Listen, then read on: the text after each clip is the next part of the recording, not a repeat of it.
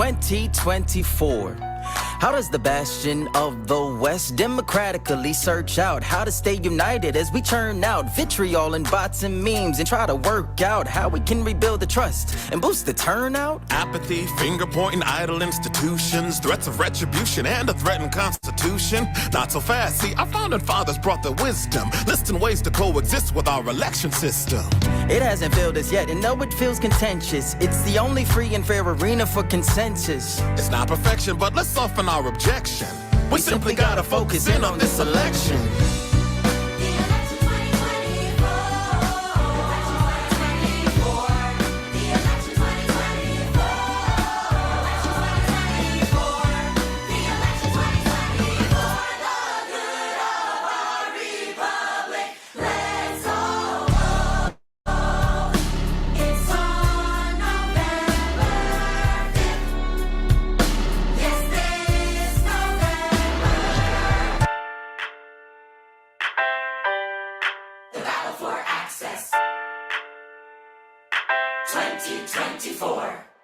Monsieur Citizen. Monsieur, what is this? Purging eligible voters? They're up to old tricks, changing all of the requirements for voter ID.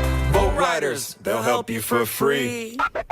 So what happens when we vote? Well, without a doubt, the black turnout is momentous, especially in the South. Spread the word and drive your friends. Rock the vote, then see 6 million new black voters coming from Gen Z. Let's go! My vote, I am not throwing away my vote, cause I improve my mobility through eligibility. I'm not throwing away my vote. I am not throwing away my vote. It's a party at the polls.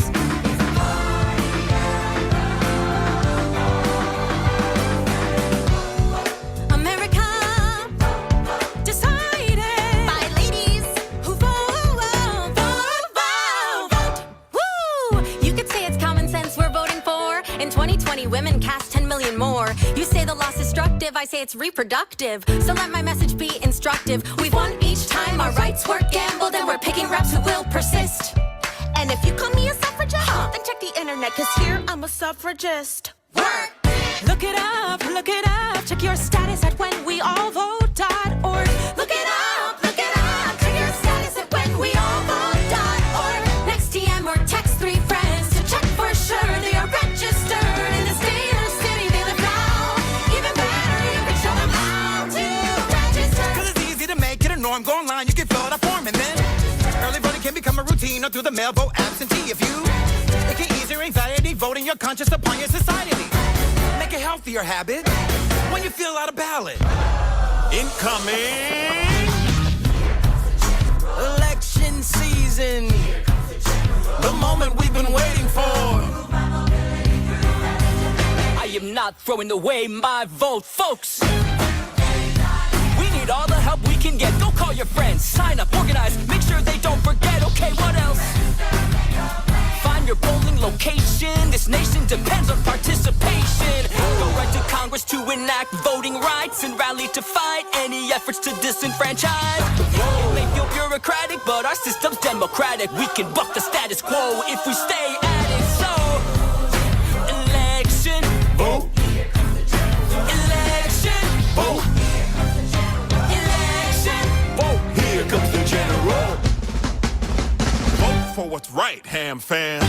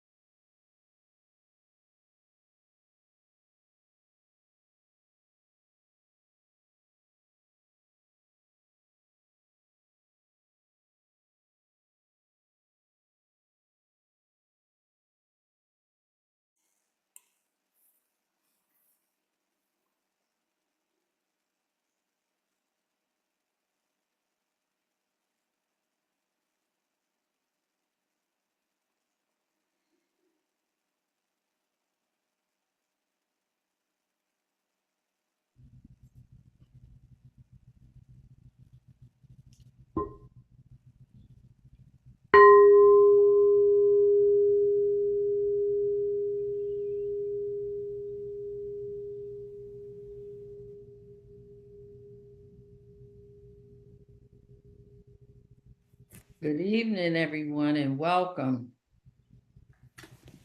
I think I know everybody here and everybody knows me, but I say my name anyway. This is Jinaki Jabari. And now we're gonna have our formal opening by Lynn. Noble community, we gather here together with one another, with all humanity, and with all life on earth. We gather here together on the unceded lands of the Kiowa, the Edisto, and the Siwi people, and in the place where nearly half of all enslaved Africans first stepped onto American soil. We honor our land ancestors with our mindful awareness. We gather here together to deepen our solidity and renew our freshness through mindful sitting and walking, music and breathing, and speaking and listening. We affirm the capacity within ourselves and all persons of every race, gender, orientation, ability, and tradition to realize peace in ourselves and peace in the world.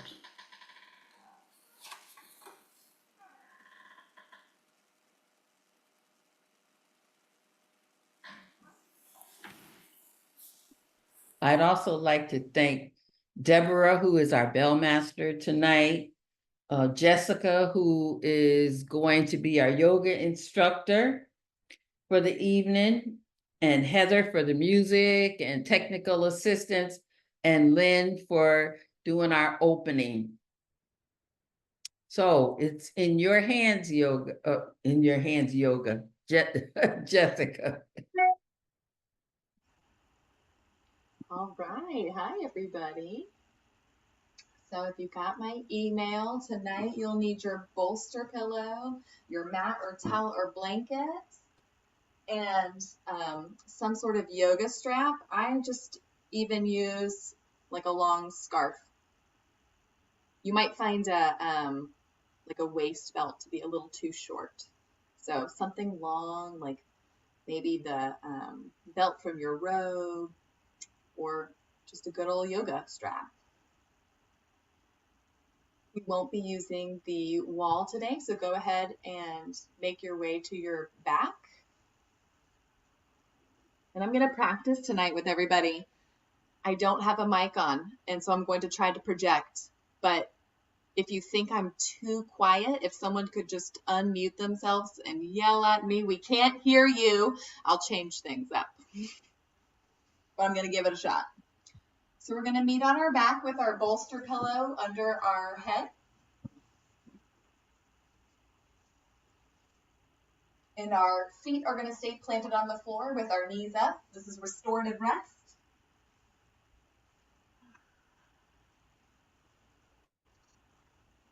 Make sure the bolster is tucked all the way up to your shoulders and supporting the back of your head.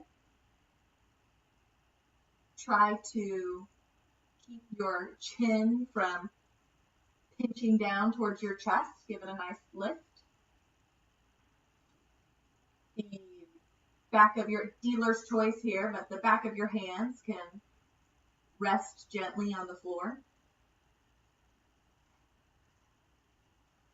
Feet are hips width distance apart, which may be a little closer together than you might think.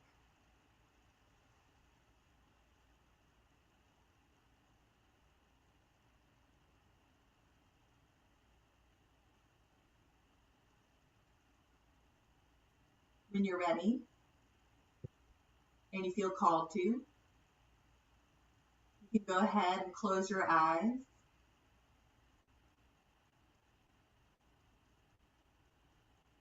And start to arrive to your mat.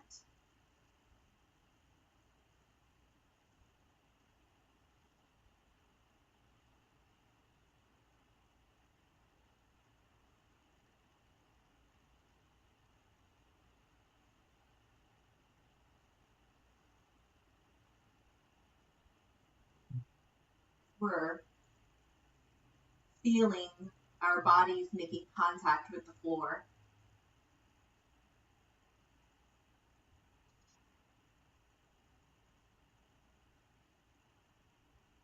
Perhaps starting with the pelvis, the feet.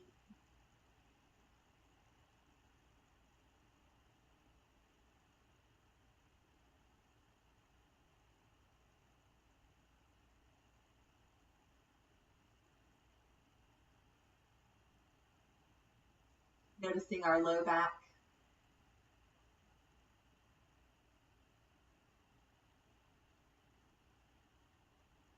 Our rib cage.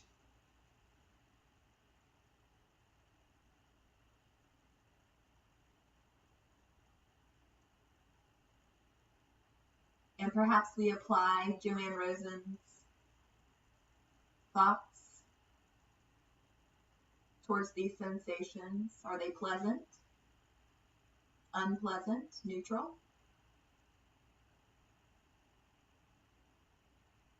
As we ground into our practice.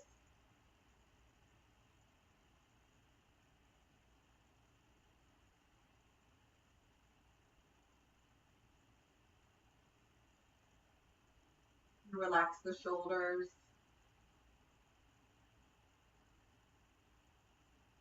The throat and neck. The back of the head into the pillow.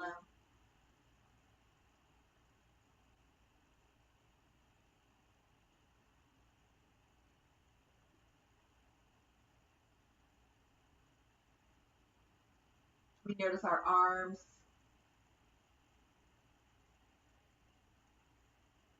We notice how many knuckles are touching the floor.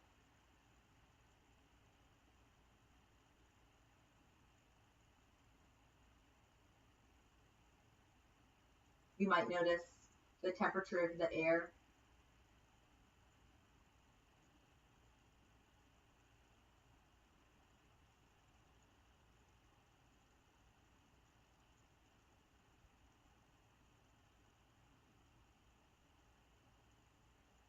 And we settle into the breath.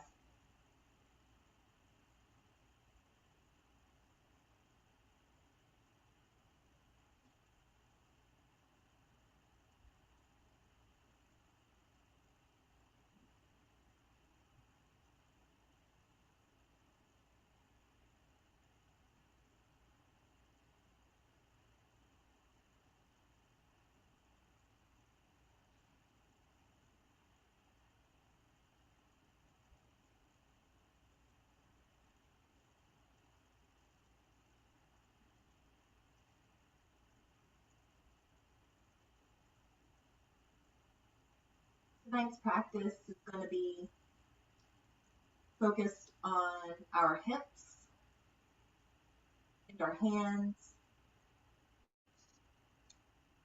And we'll remain lying on our back for the duration.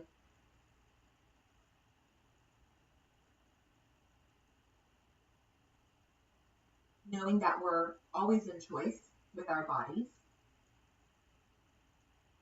You're free to make decisions as we go along that go against my recommendation. So just know everything is a suggestion. And while we might approach some uncomfortable feelings, they should never stir up anything close to anxieties. So if you find that becoming the case, just back off. If you ever need a rest, you can come back into this posture. And you can focus on your breath. You can focus on your body.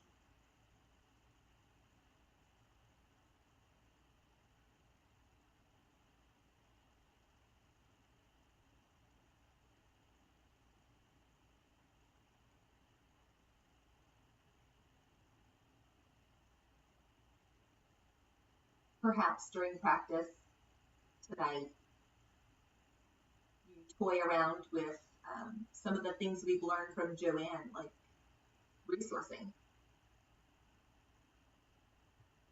Maybe it's okay to touch the discomfort. And maybe we have tools to help us move through it.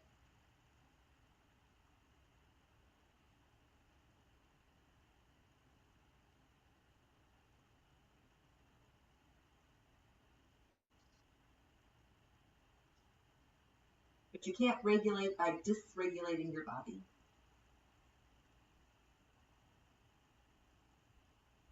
So we look for these edges and we approach them. We might push on them a little bit, but the practice is finding that line. It's just as easy to overdo as it is to underdo.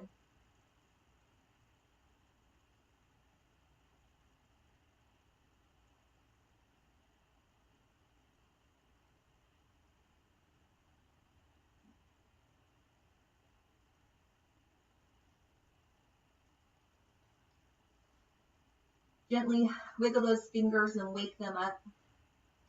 We're going to be bringing our right knee towards our chest and interlocking our fingers over our knees.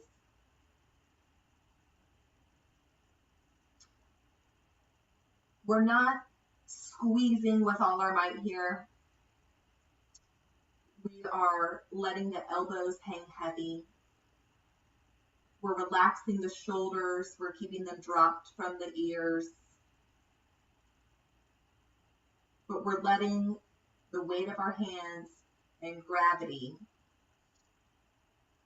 rest at the top of the knee. If there's any knee discomfort here, go ahead and put your hands on your thigh underneath your leg there.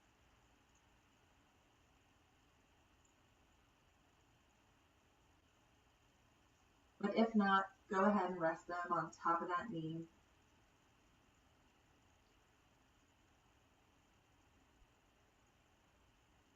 And we're working on the pelvis kind of staying heavy, not forcing it back to the earth, but our intention is kind of directing the energy towards the earth there with the pelvis. The knee is pointing towards the shoulder. The right knee is pointing towards the right shoulder. So you might even need to open your eyes and peek at your knee and kind of be really precise about this. Line it up and close your eyes again.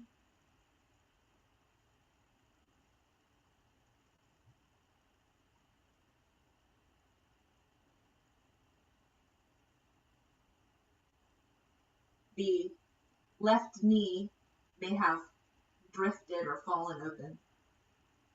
So we're kind of bringing awareness back to that knee, making sure that the left foot is fully planted on the floor. The left knee is pointing towards the ceiling.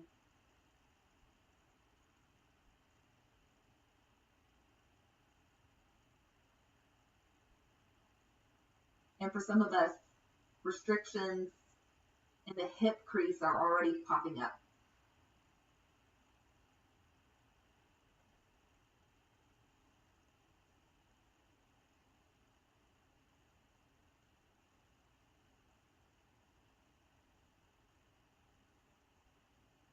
Return the right foot to the floor and bring the left knee up. In the same motion, interlock your fingers over that left knee. Have it moving in the direction towards your left shoulder.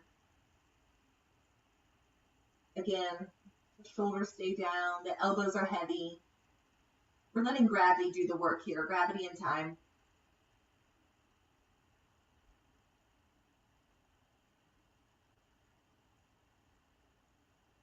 We're bringing our right knee back up towards the ceiling if it's wandered off, planting that right foot on the floor.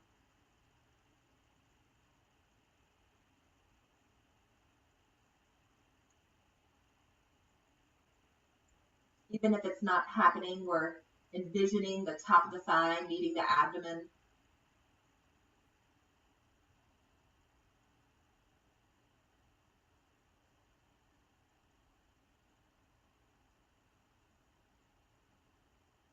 keeping our pelvis heavy.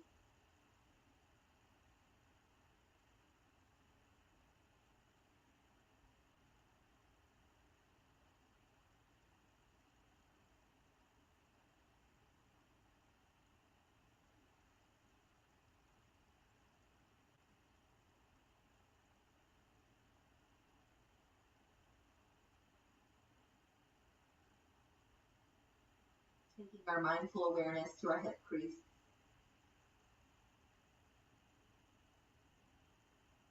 Noticing what arises.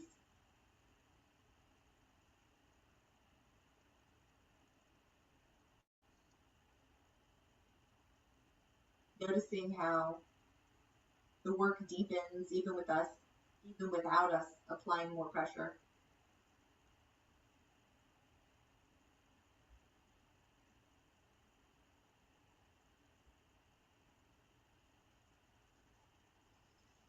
Gently return the left foot back to the floor, hips width distance apart. And take a pause here to notice any circulation changes that may have sprung up. Relax the pelvis. And reach for your strap.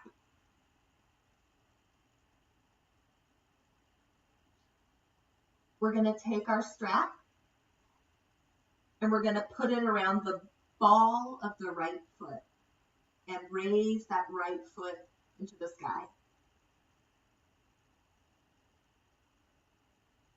And we're going to be a little picky about the placement of our strap. We're not doing the toes or the arch. We're trying to take it from the ball of the big toe to the ball of the pinky toe. And how we hold our straps tonight is just as important as what we're doing with our leg. So we'll want to have a strap, one half of the strap in each hand. We won't want to couple them together into one. We won't want to twist them around our hands. We'll want to squeeze the strap in each hand and lengthen our arms so that our elbows are straight.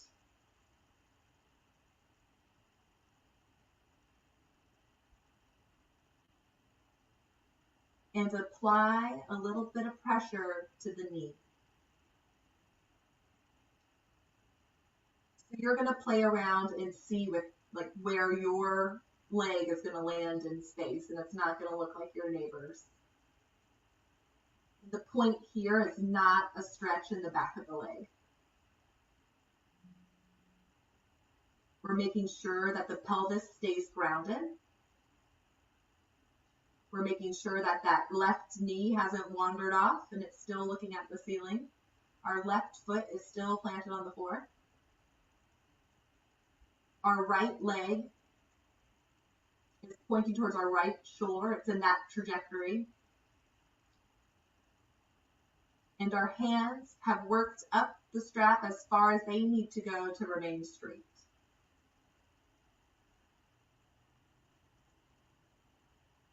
If keeping a straight knee is uncomfortable for any reason in the knee, go ahead and apply a gentle bend there.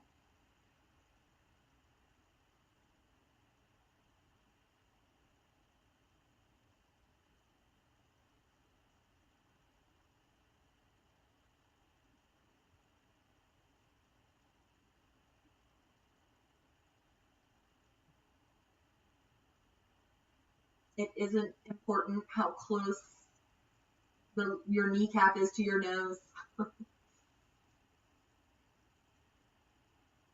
We're just looking for a straight leg with a little bit of pressure applied at the knee. We're looking for straight arms, gripping our straps.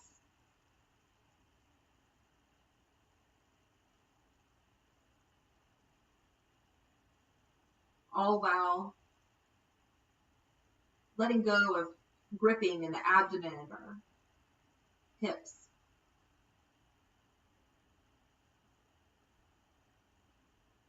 Thinking about gravity driving the leg into the hip socket.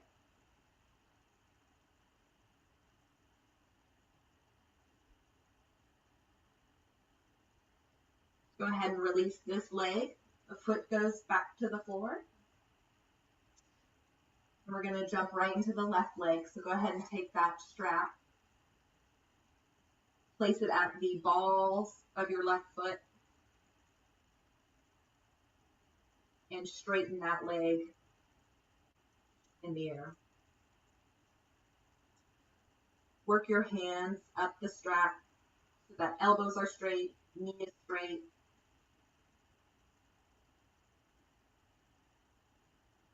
Correct a drifting right knee. And pay attention to if this straight leg in the air wants to wander to the left or the right. Try to keep it in the center. Try to keep it in line with that left shoulder.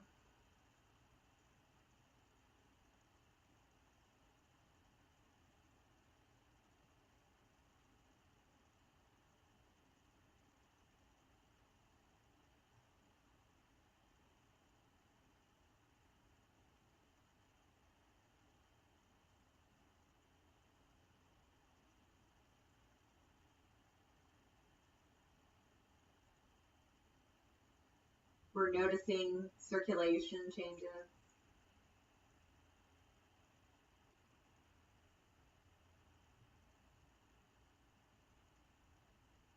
And we might be noticing how many sensations come up in the hands.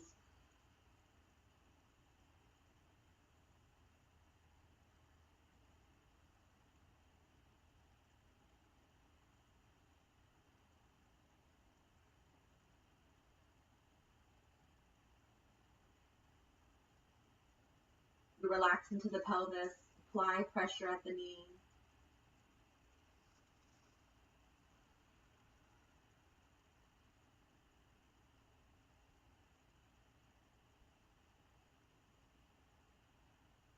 The eyes can remain closed for the duration of this practice if desired.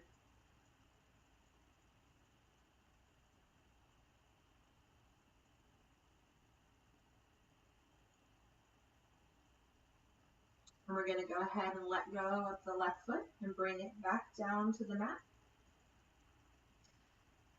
Pause here to see what's changed.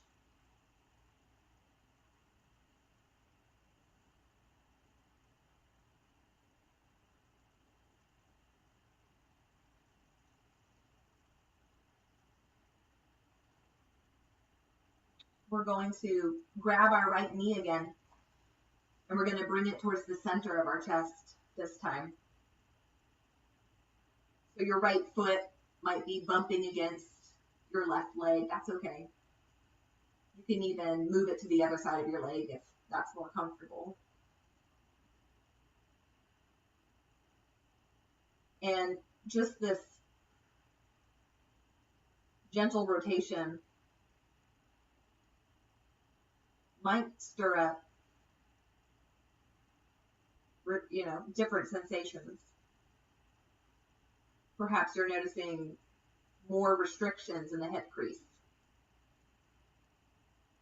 Perhaps you're noticing sensations around the outer hip.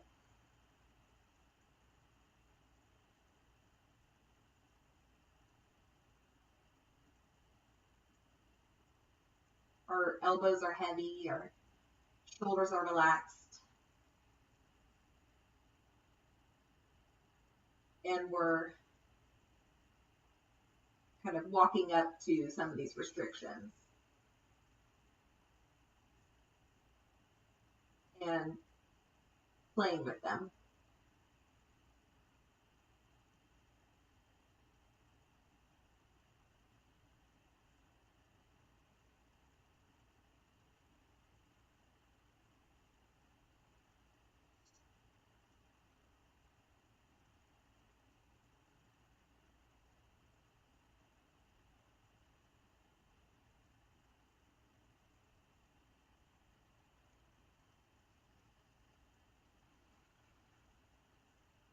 Return that right foot to the floor and grab the left knee. And again, we're directing the knee towards the center of our chest, keeping mindful of the hips, letting them stay heavy on the floor.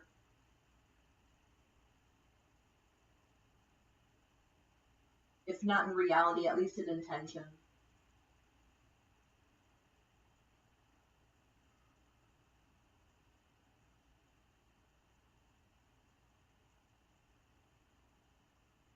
Keeping the the right foot, the one planted on the mat, squarely on the mat, with the knee pointing towards the ceiling.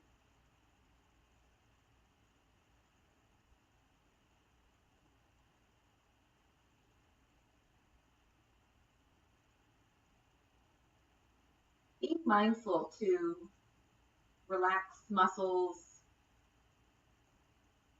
that might be jumping in here to support our posture, but aren't really needed.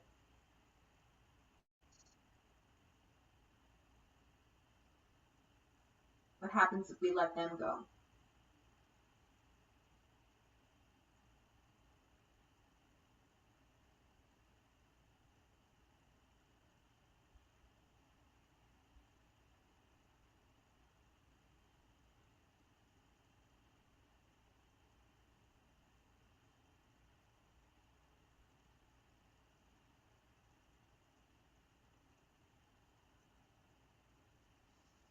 Returning that left foot to the mat.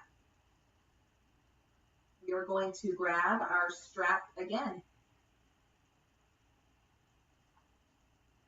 putting it around the ball of the right foot, being mindful not to disturb the pelvis too much. We're going to lift that right foot back into the air, straightening out the leg, straightening out the arms as we squeeze our strap on either side of our foot.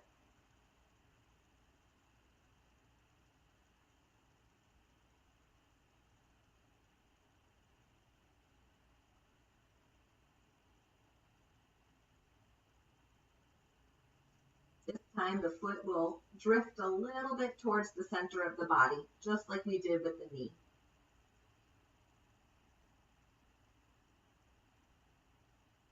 We'll pull down on our strap, creating a crease at the ankle.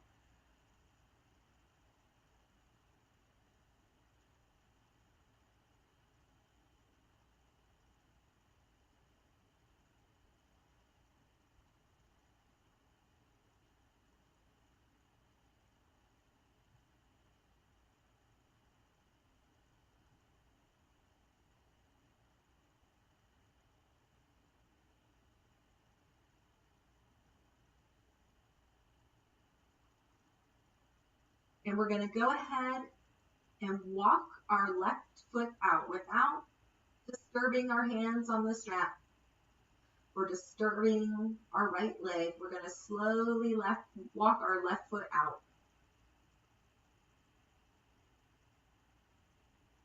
It's going to rest on the floor, flat.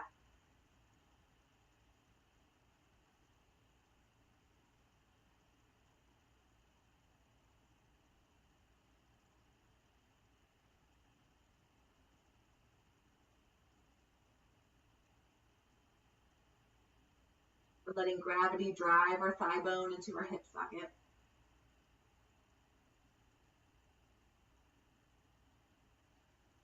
And if our hands are tiring out, we can actually move the strap between our first two fingers, kind of pinch them between your pointer and middle finger. That might help relieve some hand fatigue.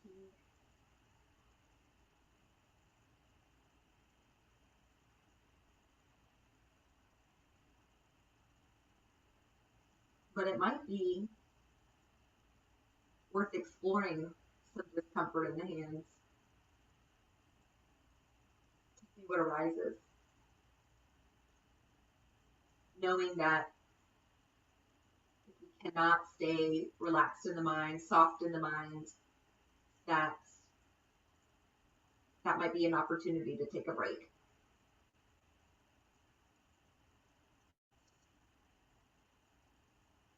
Another alternative would be to wrap the straps around the hands for extra support.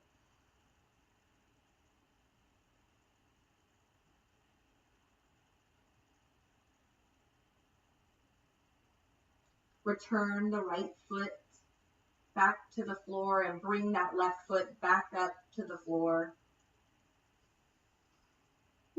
Take a deep breath. And we're going to jump right into the left foot. So go ahead and take that strap, put it around the ball of the left foot and send it into the air. Take a second to get your strap and hands in position.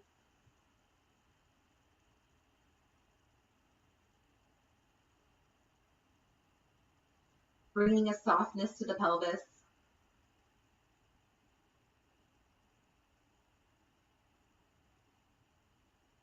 Pulling the strap to create a crease at the ankle. Applying a little bit of pressure at the knee to straighten the leg.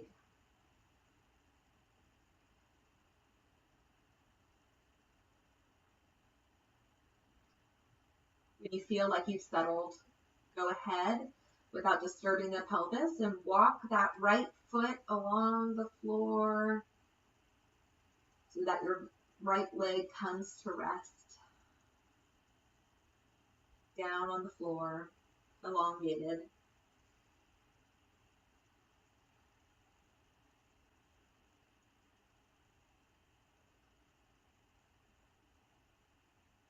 And notice how that subtle shift changes things.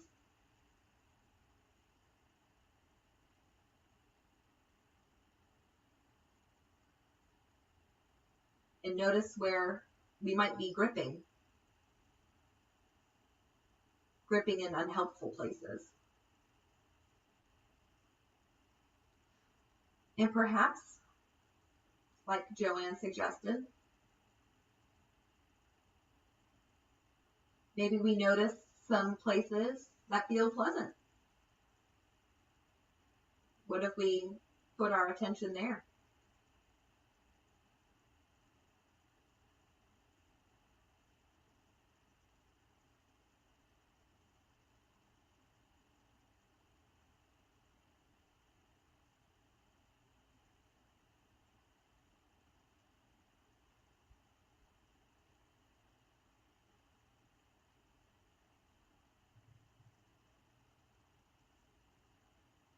Slowly bring that left leg back to the floor. And we're going to bring the right foot back up to the floor. So we're meeting in that restorative posture with our knees pointing to the ceiling. Taking a second to see what's changed.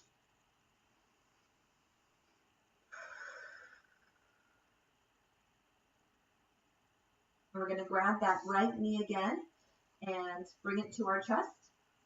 But this time, we're going to direct it so that it points to the left shoulder, the opposite shoulder. And to do that, you might need to take your foot on the other side of your left leg. And we're going to go ahead and take the interlace of our fingers and we're going to switch them. So it's the interlace that feels less natural, the strange one. And we're going to remember to keep our elbows heavy, relax our shoulders.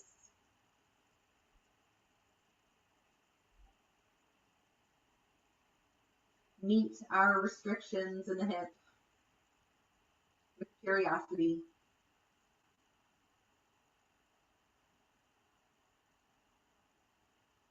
And perhaps we notice how this interlocking of the fingers is a great complement to the squeezing of the strap that we've been doing.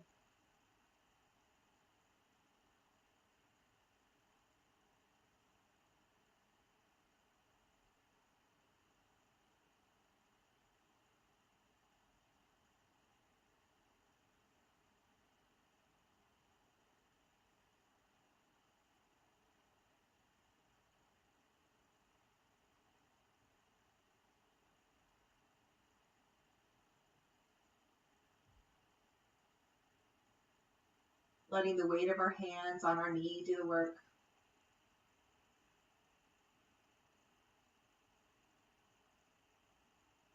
We're softening into the pose.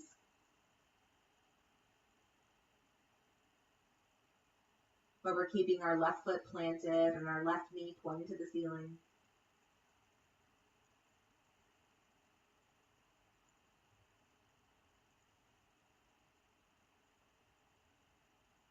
And we're noticing if we have unhelpful muscles activating, perhaps in the face or the throat,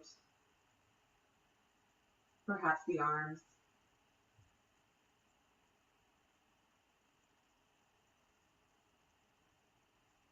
And we return the right foot back to the floor and pull the left knee up towards our right shoulder, perhaps crossing the right foot in front of, the left foot in front of the right leg. Interlacing our fingers with the unnatural interlace.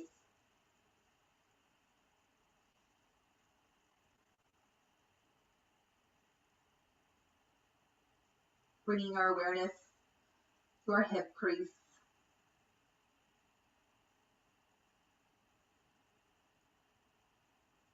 To our heavy pelvis.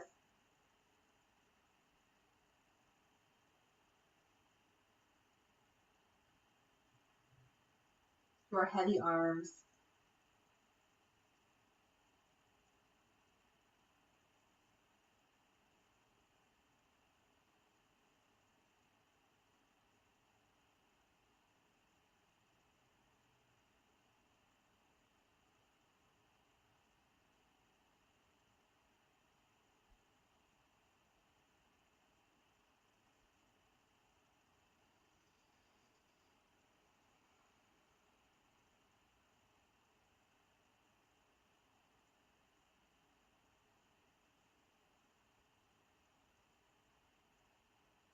And we're bringing that left foot back to the floor. Taking a pause to see if anything's changed. And now we're going to get ready for our Shavasana. You can go ahead and leave your bolster where it is. And let your arms rest by your sides. You can walk your feet out so that your legs are long against the floor.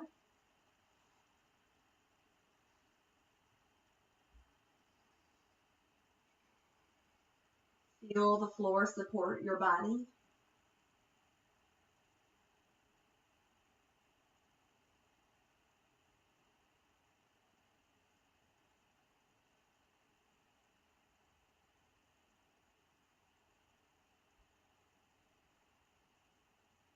Perhaps doing a body scan from head to toe and back up. Checking in, see if there's any leftover tension, and let it go.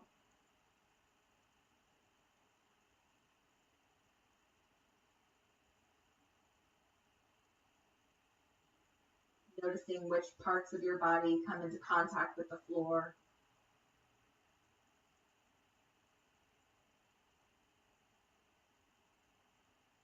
Perhaps closing your eyes.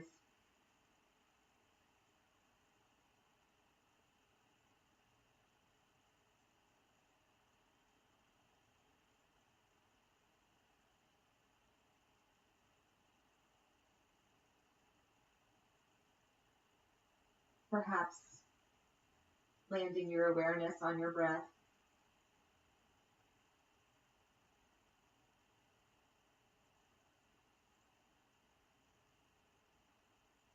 Not changing it. Just noticing it.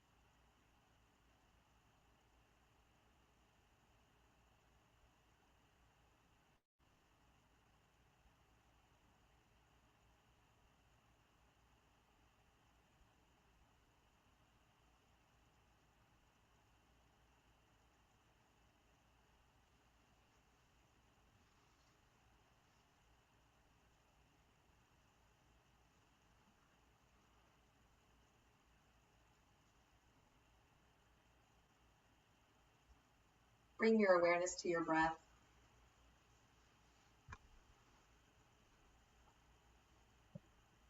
Your body on the floor.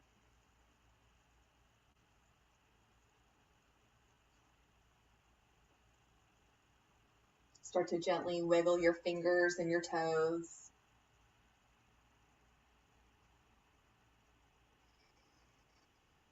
Maybe take a big, deep breath. Let it out.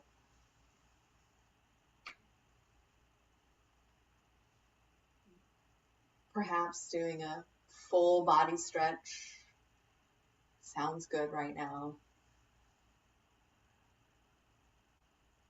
Or any sort of movement that you feel called to do. And when you're ready, go ahead and roll over to your side.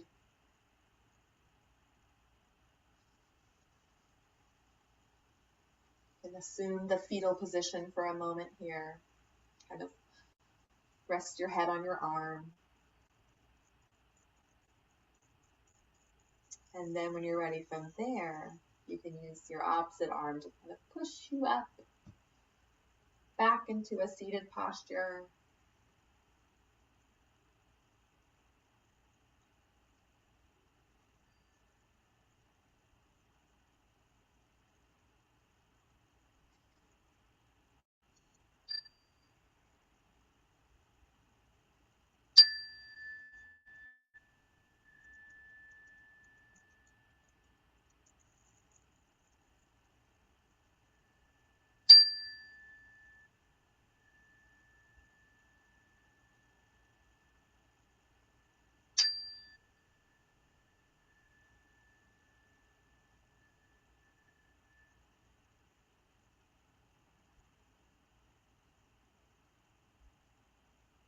Thank you for sharing your practice with me.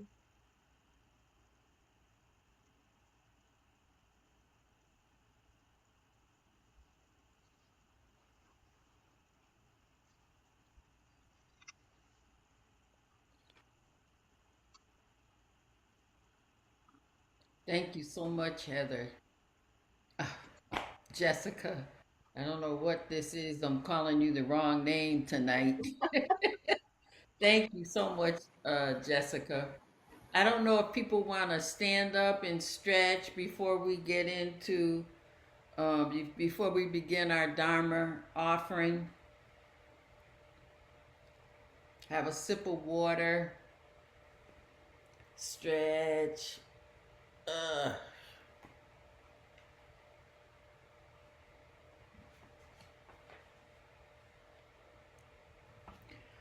Heather and I tonight are going to discuss this last chapter in the book of reading. The title of this chapter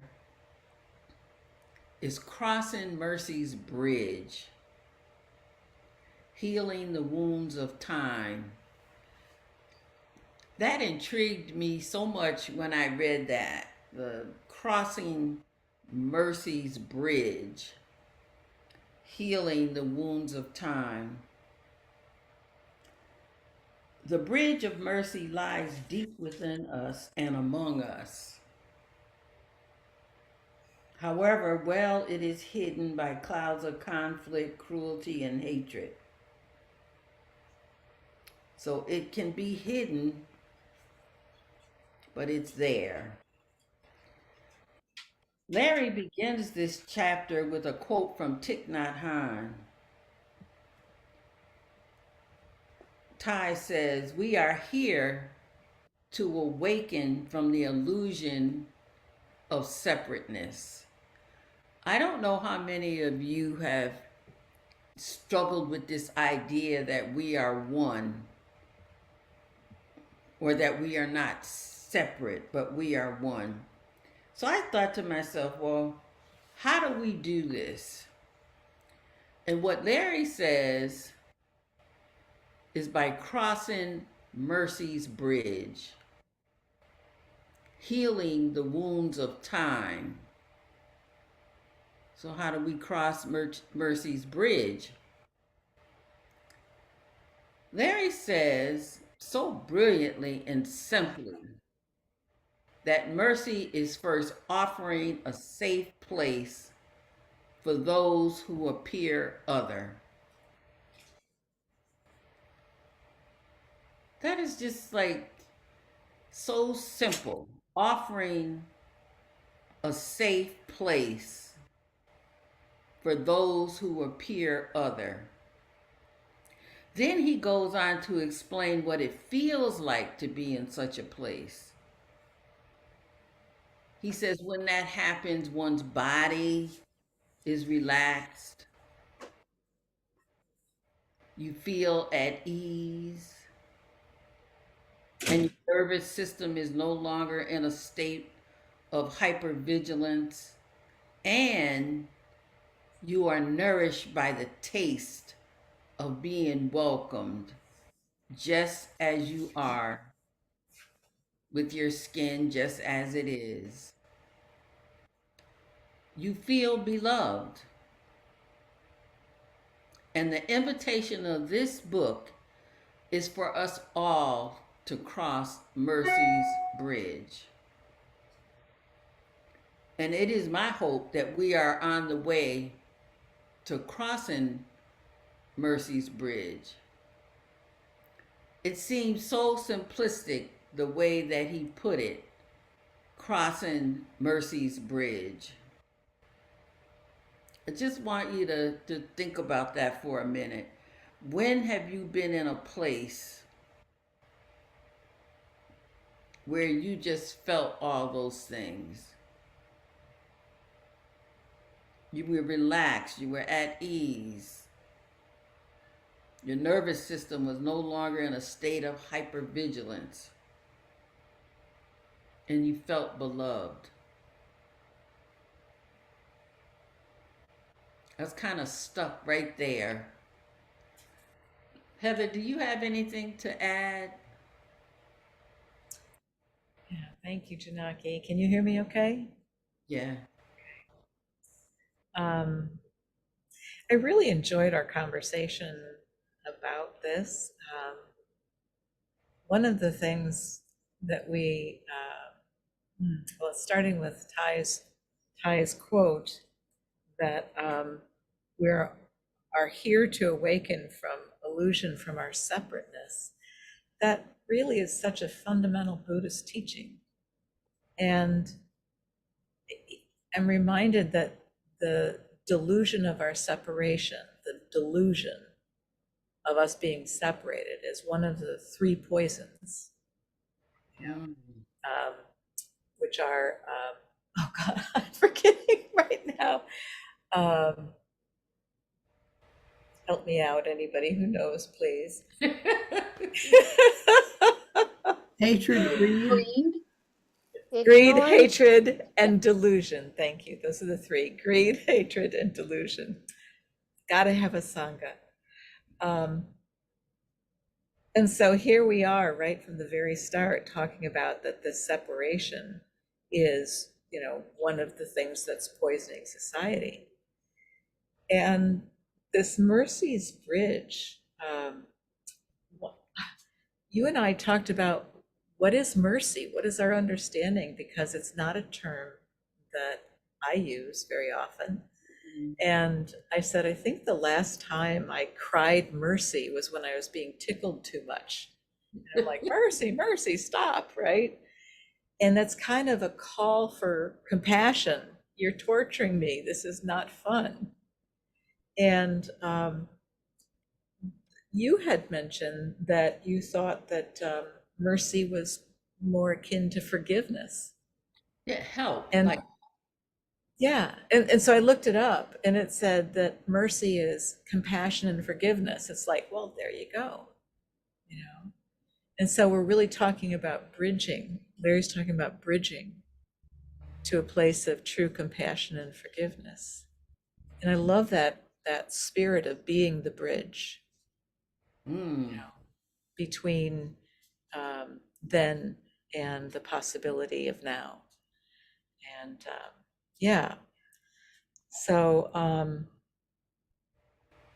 And yeah, Hillary, before you move on, and I remember telling you that my grandmother, and I realize how much I say it now, is her words were, Lord have mercy.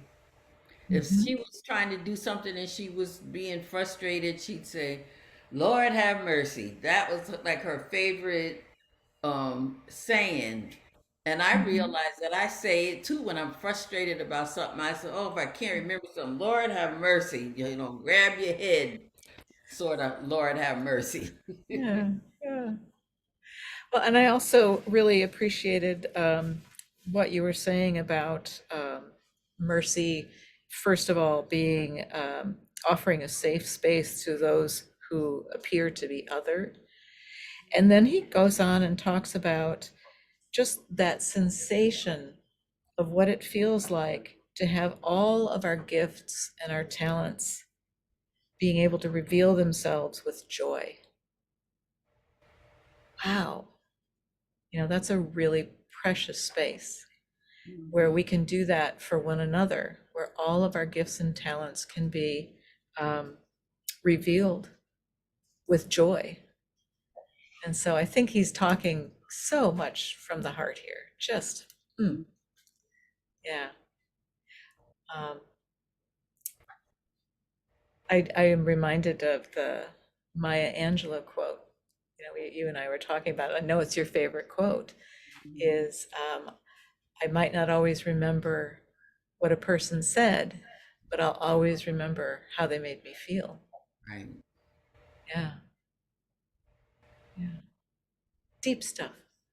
Yeah, it is. It's like such a short chapter, but the way he says it and the words that he used really makes you think. It's just like Mhm, so, as far as I'm concerned, so deep. It's not mhm. just like surface stuff. It's something that makes you think about whatever. Yeah. Well, we had such fun just sort of moving through this chapter together. We kept saying, oh, but I like this part. Oh, I like this part. So I know that Janaki, you were really looking at page 97 and some of the things that were being talked about America not being a place that was a Yeah, safe it place. Yeah. says that this land we call America has been anything but a safe place. I mean, I think that's why that first paragraph touched me so, because he was talking about what it was to be, um, full of mercy, that you could just be somewhere and feel comfortable. And I remember saying to you, I wrote a poem about the home should be uh, a safe place. And because outside just never really was. It's like when you come home, that's the place that you expected to be safe, so that you felt protected. And oftentimes that wasn't the case. And it's the case for a lot of people. When you go home, it's almost worse than it is out, being out, because of the things that are you're being told in the house as well as outside. Um, and Larry talks about healing ourselves is difficult because he realized that wounds of time in this society are, in fact, unforgivable. And he says that it seems that as a culture, we take great pride in our capacity to be unmerciful. And with the internet nowadays, you really see that. You really can see how people, and I guess it's because people are hidden away. You can't see them, and their words can just be very difficult for young people in particular to take.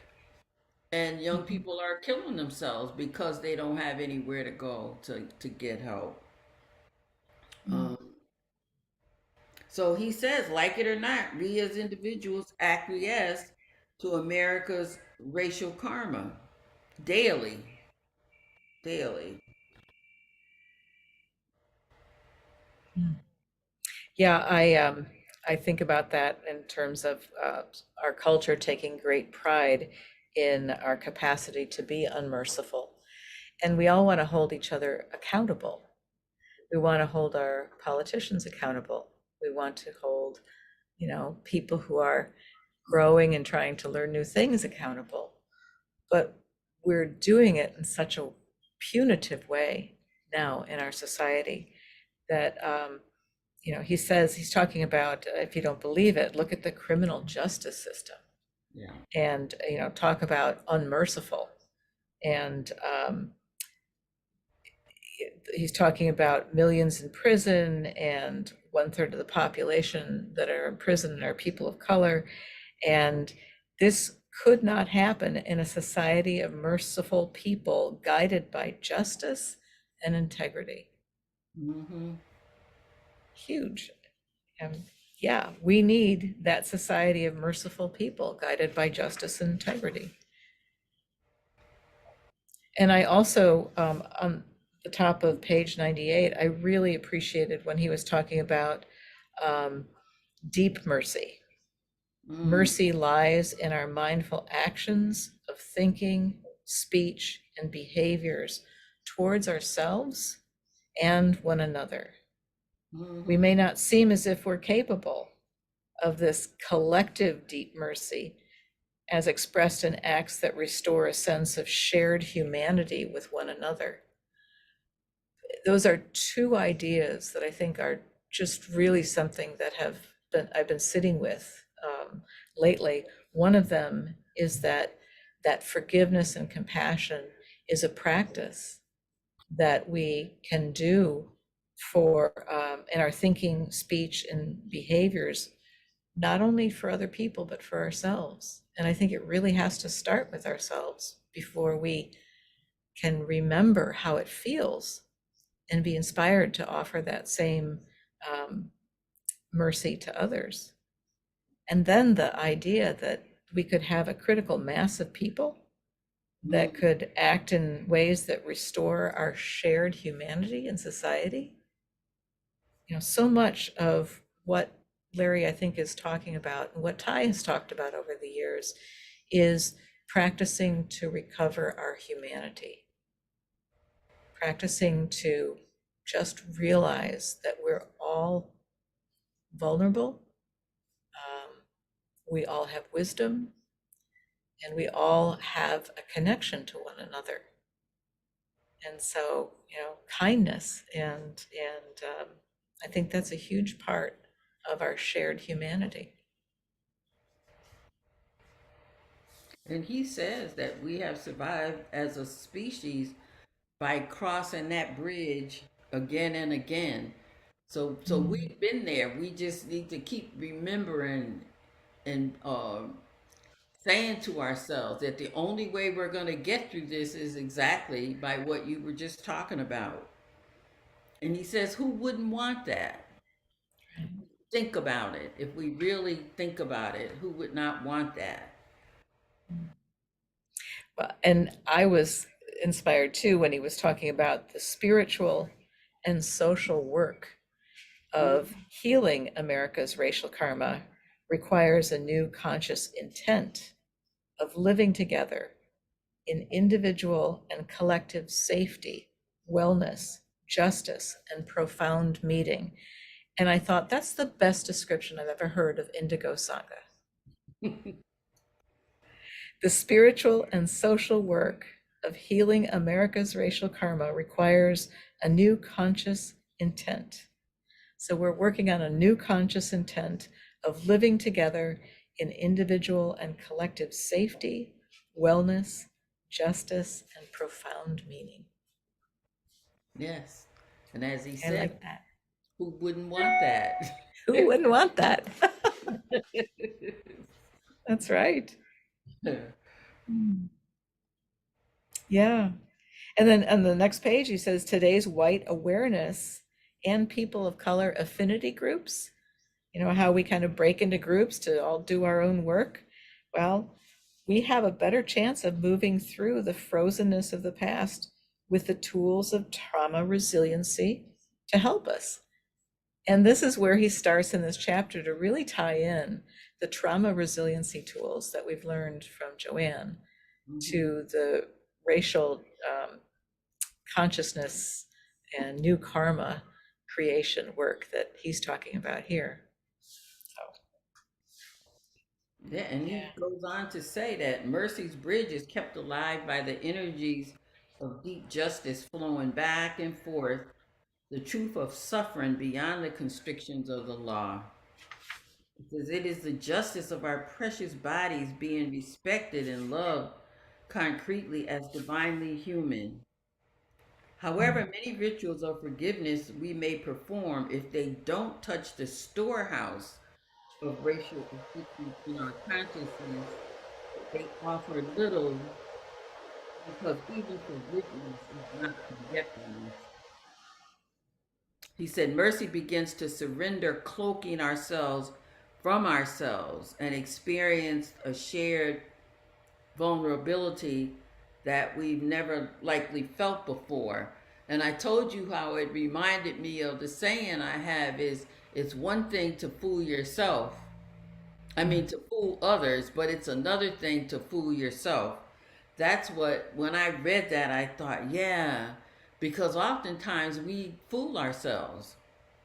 We pretend that we're one way when we aren't that way at all.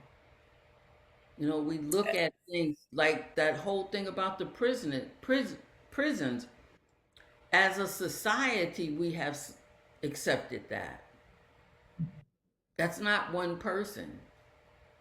You know, that's a whole society that's turning their heads, and I guess if it's not me, then it's not my problem. I think I told you about my growing up, the neighbor across the street, her father used to walk around in his underwear. It's a very strange household, but he used to say, it's a sin to cheat in solitaire. And it's like, oh, I think that's what you're saying. It's like, if you're fooling yourself, then what do you have? Where is your keystone that you know, using in life, your touchstone? Yeah. Yeah, we also have fun when we're doing these these sharings. So yeah. And he says Mercy's bridge is kept alive by the energies of deep justice flowing back and forth. The truth of suffering beyond our constrictions of the law. It's the justice of our precious bodies being respected and loved concretely as divinely human. I don't know where that man was when he was writing this book, but he certainly, I would say he was channeling something of a higher spirit to come up with some of the stuff that he's saying. Mm-hmm. Absolutely. Well, I'm also, we talked about the post-traumatic growth. Mm-hmm. And that was pretty exciting, that we all have these challenges in our lives. And in this particular chapter, Larry is talking about the challenges that he has with racial justice. But all of us have these challenges, and that we can look upon our lived experience and see how the challenges themselves have made us stronger. Mm-hmm. Not that we want to inflict these challenges on anyone, but that it's sort of human resilience to be able to come out of it with new gifts. I think that some of that was on page 102. And was there anything that you wanted to say about that, Jinaki? Well, he talked about compassion. Mm-hmm. And he was saying on the bridge of mercy, the first threshold to cross is compassion. And he said it's defined as the feeling that arises when you are confronted with another suffering and feel motivated to relieve the suffering.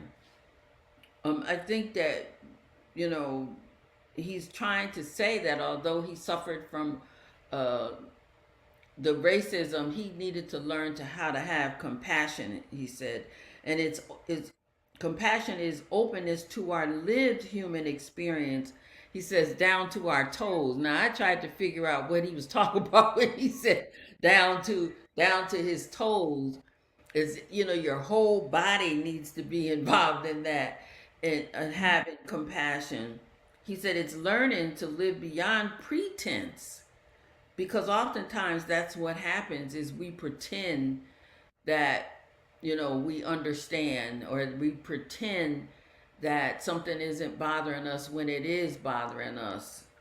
um Beyond pretense and returning to the bodily experience of being human, just being human. And it's okay to to understand that we're suffering at a point, we're going through something, but not living in a fantasy land and acting as if it doesn't occur. Yeah. So I thought that was pretty deep. Yeah.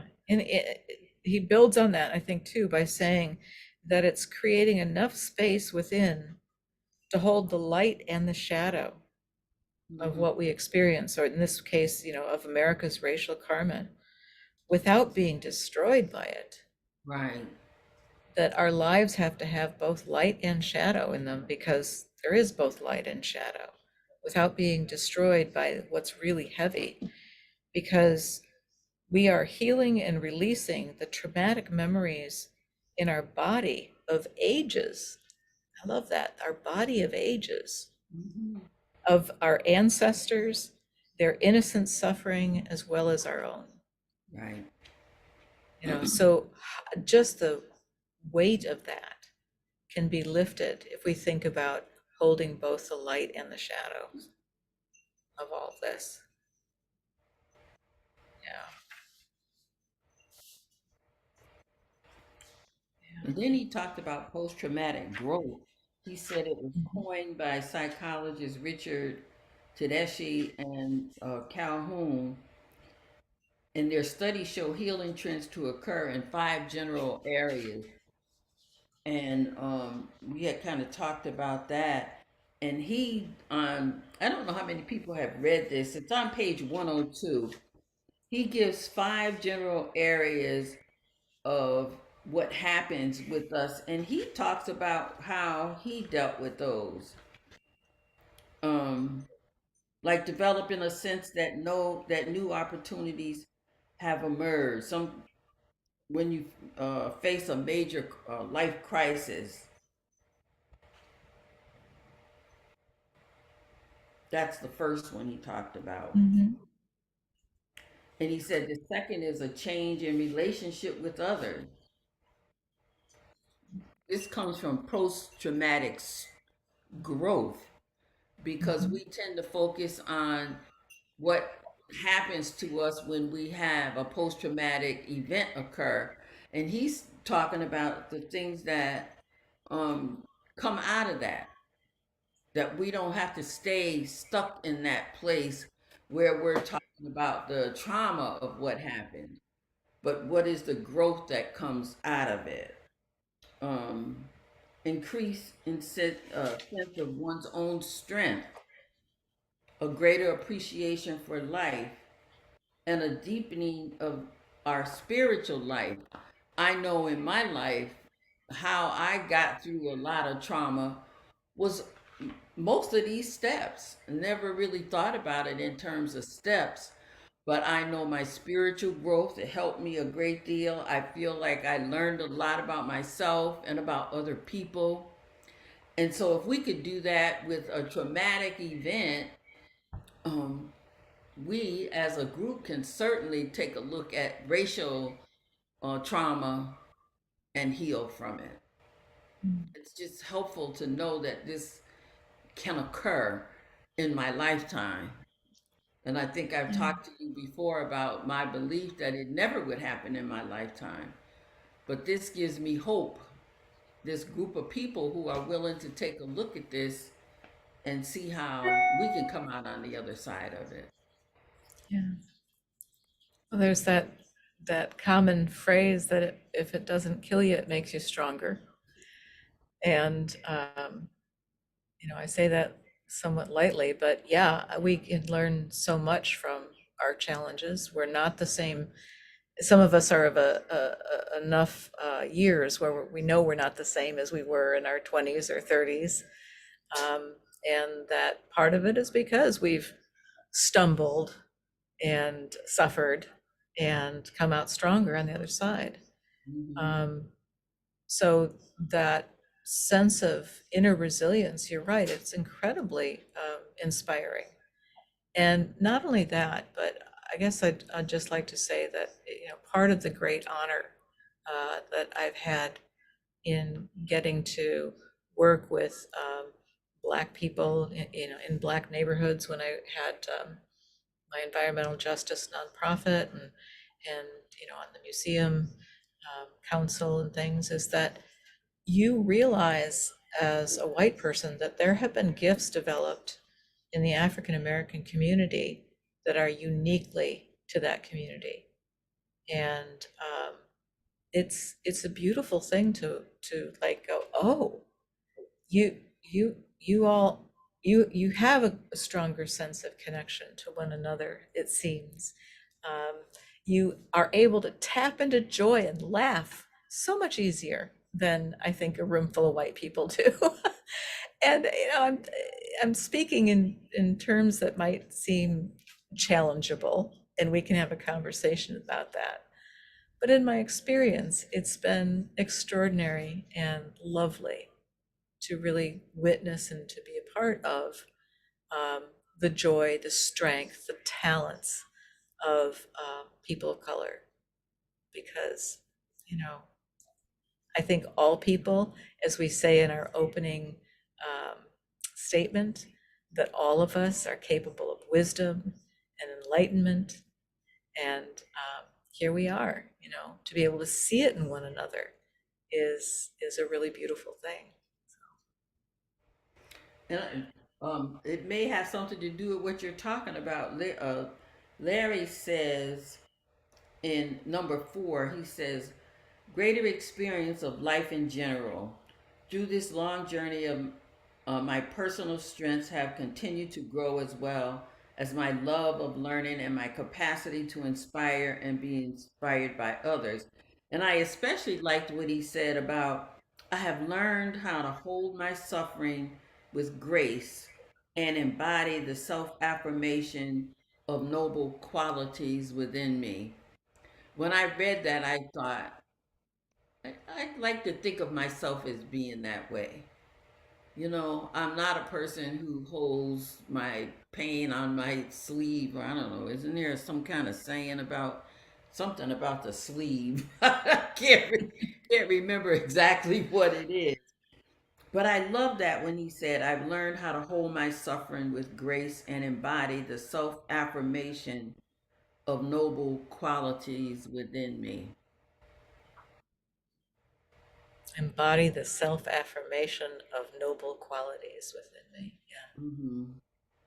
Yeah. Yeah. Well, we did talk about saving the last part of the book, which has so much to do with ancestors, for January, when we're having our Ancestors Month. Was there anything else that you wanted to share about this section, Jinaki? No, it was so much. When I was doing my part, I said, I don't know if we're gonna have time to do all of what's in here. If you have not read the last part of this book, I encourage you to do so, because it's, as Heather says, very rich with information. So no, I think that we could probably stop there and open the floor for Dharma. Yeah. And we had some questions, right, Yes, for we folks? do. All right. So, one is what or who inspires you to heal America's racial karma? Another one is, can you map post-traumatic growth in your own experience? And specifically, what new opportunities have emerged from struggle? Have you experienced changes in relationships?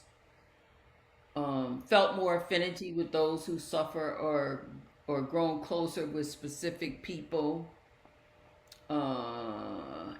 Has your appreciation of life deepened? Oh, and as part of post-traumatic growth, have you felt increased strength or new possibilities?